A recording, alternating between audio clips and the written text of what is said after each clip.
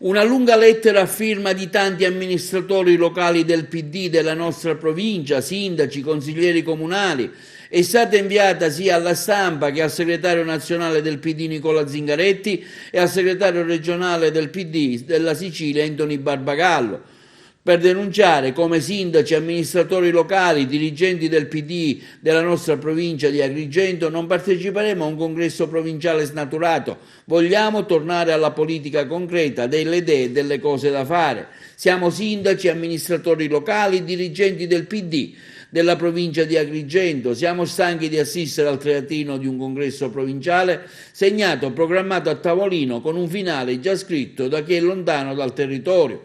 Un'investitura dall'alto che non tiene conto di centinaia di militanti che in questi anni, tra mille difficoltà, hanno creduto e continuano a credere nel Partito Democratico. Militanti mortificati da un commissario le cui scelte sono state mirate a far quadrare i numeri al fine di dare una veste democratica a un congresso che in realtà non lo è. Un tesseramento, continua il comunicato stampa, che ha escluso per la partecipazione delle democratiche e dei democratici della provincia con regole modulate a uso consumo di una parte, annullando il ruolo dei dirigenti locali, nulla a che fare con la natura stessa del partito che molti di noi hanno contribuito a far nascere. In merito abbiamo sentito Giovanna Iacono, vice sindaco, consigliere comunale di Santa Elisabetta e componente della direzione regionale del partito di Zingaretti.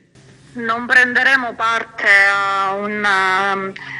a questo congresso provinciale, lo abbiamo annunciato già agli organismi dirigenti, al segretario regionale così come al segretario nazionale, perché contestiamo soprattutto il metodo con cui si sta portando avanti questo congresso, che è un congresso vuoto, senza confronto e senza discussione, e soprattutto contestiamo da tempo anche la platea congressuale del tesseramento. C'è una ampia adesione da parte di diversi amministratori locali del PD. Sì, amministratori locali, consiglieri, sindaci e tutti i dirigenti che non solo dichiarano di non voler partecipare a questo congresso che non condividono, ma si mettono apertamente a disposizione di questo territorio e di questa provincia. Tanti hanno a cuore appunto le sorti di questa provincia per fare un lavoro insieme che parte dal confronto sui temi, sulle problematiche, sulle criticità dei nostri territori, che sono tante, e che tenti di portare sulla base di questi temi, insomma, valorizzare le risorse numerosissime che questa provincia ha. Tra l'altro voi puntate il dito sulla mancata presenza alle ultime elezioni di diversi comuni, tra cui Agrigento e Ribera, del simbolo delle liste del PD.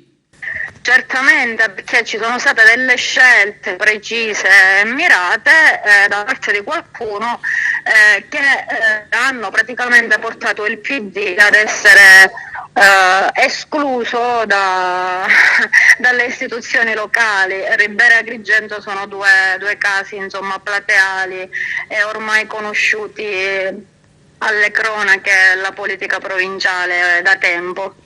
Quindi cosa proponete fattivamente? Speriamo che, insomma, noi vogliamo che non succeda. Abbiamo degli impegni imminenti, le prossime elezioni amministrative che si terranno in comuni importanti della provincia, a partire da Canicattì, in questo momento con un'amministrazione a guida a maggioranza PD, che riteniamo un'esperienza da tutelare, così come vanno ascoltati e tutelati tutti i militanti e i dirigenti di questa provincia. Giovanna Iacono, ecco, lei è stata sempre un po' un punto di riferimento non solo per la nostra provincia ma anche a livello regionale. Come si è arrivati a questo punto di assenza di un'immagine di un PD che prima esprimeva parlamentari, consiglieri, insomma era molto radicato nel territorio agrigentino? Noi ancora oggi diciamo che piangiamo le conseguenze di una gestione, ecco, che proviene soprattutto dall'ultima fase, insomma, del partito renziano, che ha sostanzialmente impedito a questa provincia di avere una rappresentanza. Mi riferisco alla composizione delle liste per le elezioni politiche del 2018, così come mi riferisco, insomma, ad altri avvenimenti successivi, ecco, che hanno purtroppo portato il partito in queste condizioni e in alcuni territori.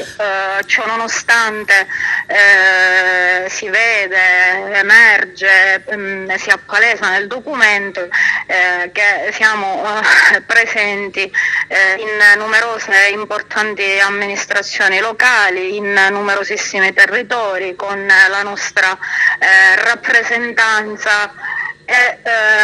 Vogliamo tornare a fare politica, vogliamo tornare, insomma, al partito che si occupa di questi territori, che aiuti gli amministratori, insomma, ad occuparsi dei propri territori.